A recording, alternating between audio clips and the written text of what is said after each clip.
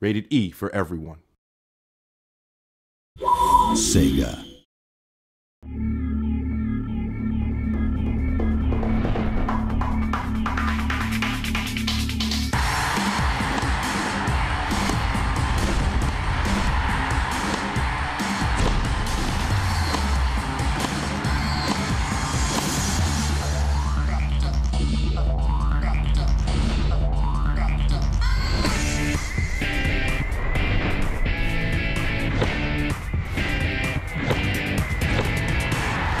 Well, one of the great things about Virtua Tennis is the ability, to play with some of the top players in the world.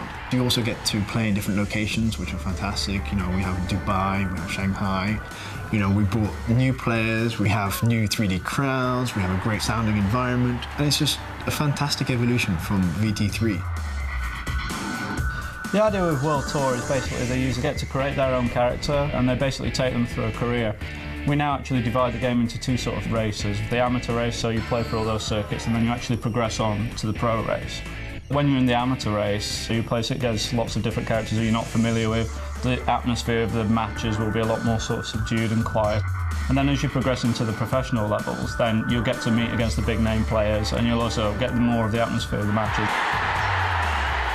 Obviously, we looked at the roster of tennis players that we had from Virtua Tennis 3, and we wanted to update this. So some of the new players that you can see in the game are Murray, Djokovic, Kuznetsova, Ivanovic.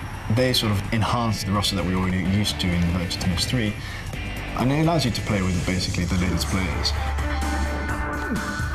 So one of the additions to VT 2009 is the Tennis Academy, and the idea is that tennis pros, legends will come in and coach you, so people like Tim Henman will run you through the basics of short, and you can learn all aspects of the game. And the idea being that you can work on one particular area and develop that play style, so if I want my character to be a fast runner, I can work on just those areas and my player will become a fast runner.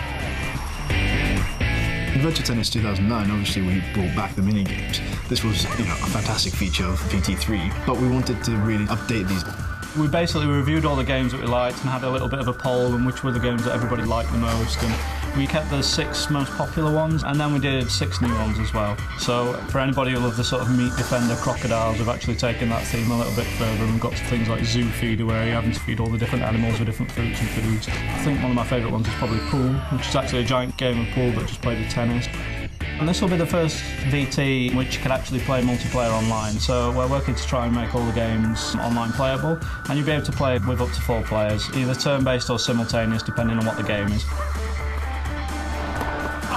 In the shop you can buy, specific rackets, shorts, shirts, shoes. Some of that does affect your gameplay. I mean, tennis rackets have slight balancing to them, so it's just those little minute tweaks in the game that allow you to maybe win that match, maybe last a bit longer, that kind of thing. We've looked at all the stadiums and we've enhanced the look and feel of them. From a gameplay perspective, it still has that feel of VT, and it allows you to know that the ball will go faster on harder courts. You'll still get the sliding on clay courts, and that's one of the aspects of sort of real tennis that we have to bring into the game. And the brand new over-the-shoulder camera gives you a real sense of being inside the stadium. I think one of my favourite aspects of VT 2009 is that it still maintains the fast-paced arcade gameplay that we've all kind of grown up with over the years. We all used to play the original VT 1 and 2 on Dreamcast in the office. It's still got that feel, it's still fast-paced, it still looks gorgeous. You still get these big sort of epic rallies going. It still captures the same arcade feel that we all kind of grew up with the original VT 1 and 2. The last few years have thrown up some of the most dramatic matches. And you just had the crowd and the sound interaction was fantastic.